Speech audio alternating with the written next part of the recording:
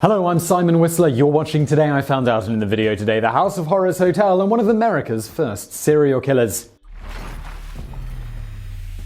Herman Webster Mudgett was born in 1861 in New Hampshire to a relatively wealthy family. He was reportedly extremely intelligent from a young age and went on to study medicine at the University of Michigan. But he was also implicated in the death of one of his friends when he was young, and during his stint at the University of Michigan was caught stealing corpses and using the bodies to make insurance claims. This was just the start of his life of lies and crime. He also participated in forgery, real estate scams, horse theft, polygamy, adultery, and of course, gruesome murder. An 1886 move to Chicago set the stage for the known murders that would make this serial killer famous. Shortly after arriving in the city, he started working in a pharmacy in the Englewood neighborhood of Chicago using the name Henry H. Holmes. A few years later, he took over the business. The circumstances surrounding this takeover are unclear. Most accounts claim that the previous owner, Dr. Elizabeth S. Holton, mysteriously disappeared, at which point Holmes took over the pharmacy. However, there is significant evidence that Dr. Holton simply got pregnant and decided to sell her business, including a record showing that Holton's daughter was born in 1887,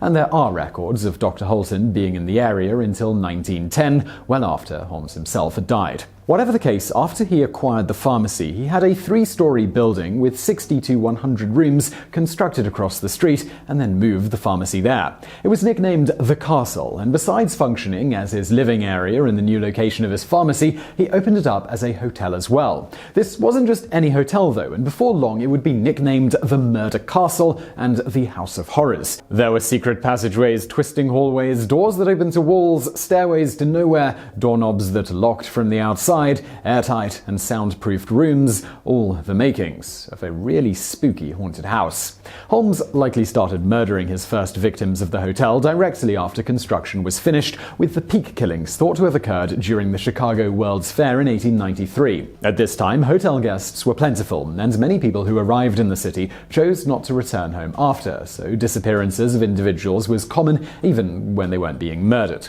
Most of his known victims were young, usually blonde women that he would hire to work for him. Eventually, they would be led to the upper floors. While it likely varied what happened from here, it would seem from the design that he would trap his victims in the soundproof rooms before asphyxiating them via gas jets that he had installed for that very purpose. He would then dump the bodies down long chutes which led to the basement. In the basement were lime pits and a kiln to destroy the remains of the victims, as well as a table for dissecting them, as well as various implements of torture, such as a stretching rack. One would assume from all this that not all of the victims were dead when they found themselves in the basement. Holmes would also require some of the girls, occasionally after becoming engaged to them, to take out life insurance policies as a condition of employment. He, of course, would pay the premiums with the condition that he was named a beneficiary. In addition to collecting the insurance money, Holmes would sometimes sell their bodies, or just the skeletons, and some of the organs to medical schools. In one corner of the building, Holmes also offered an illegal abortion service. It's estimated that hundreds of women had the procedure performed with him. Some of them, though, they did not survive. Abortion was a risky thing back then for the mother,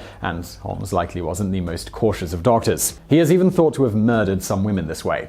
Because so many of the bodies were destroyed, it's impossible to know how many people he murdered, but estimates range as high as 200. However, the real total may be significantly lower. Holmes originally confessed to 27 murders, which were confirmed, and 6 attempted murders. Later, though, he increased his estimate to over 100, so take from that what you will. While his victims are thought to have been mostly women, he is also known to have murdered several men, as well as children. Holmes was eventually caught, not because people finally connected his creepy hotel with dozens of disappearances, but because his practice of insurance fraud caught up with him. He had left Chicago shortly after the fair, but continued to commit insurance scams with a partner, Benjamin Pietzel. Then he landed himself in jail in July of 1894 for selling a horse he didn't own. His mistake was telling his cellmate about a plan he had to fake his own death and collect on his own life insurance policy. His cellmate, the noted criminal Marion Hedgepeth, aka the Derby Kid, later tipped off the authorities, supposedly due to Holmes not paying him the $500 Holmes had promised in exchange for the name of a lawyer who could be trusted to help him out with the life insurance scam. Shortly thereafter, Holmes headed to Philadelphia, where he modified the plan slightly, this time with his friend Pietzel faking his death after buying a $10,000 life insurance policy. Holmes was supposed to find a body to use as Pietzel's, but simply killed Pietzel and convinced Pietzel's wife that Pietzel Pietzel was still alive, as per the original plan. Pietzel had at the time 5 children, 3 of whom Pietzel's wife put in Holmes's custody while she traveled to Canada with the other 2. Needless to say, the 3 children didn't have a chance and were murdered shortly before the police finally caught up with Holmes on November 17, 1894. Initially, he was simply charged with insurance frauds and the theft of a horse. However, investigators were aware that he may have committed murder, they just didn't have any direct evidence at this point. As the police investigated Holmes, they were drawn back to the murder castle, where a custodian informed them that he had never been allowed to clean the upper story rooms. When the authorities explored the castle, they found all manner of devices: poisons, gas chambers, coffins with the bodies of women, an incinerator, and a dissecting table, among other nefarious instruments. They also discovered parts of destroyed bodies, but the bodies were too decomposed for officers to determine how many people had been killed. In the end, Holmes actually managed to make a great deal more money off the whole affair when the Hearst Corporation paid him some amount of money. The exact amount is disputed, but somewhere between $7,000 and $10,000, which is between $183,000 and $261,000 today, for a full confession from him. What they ended up getting, however, was a story that had many holes in it, and which he changed over time, so it isn't clear how much of it is accurate. At one point he even claimed that he was innocent, and then he later claimed that he was possessed by Satan. As mentioned, he did eventually confess to numerous murders, and was ultimately convicted. On May 6, 1896, he was hanged for those of his crimes that could be proven. His neck did not break when he dropped, and he reportedly struggled for a full 15 minutes before he finally stopped kicking. 5 minutes later, he was pronounced dead.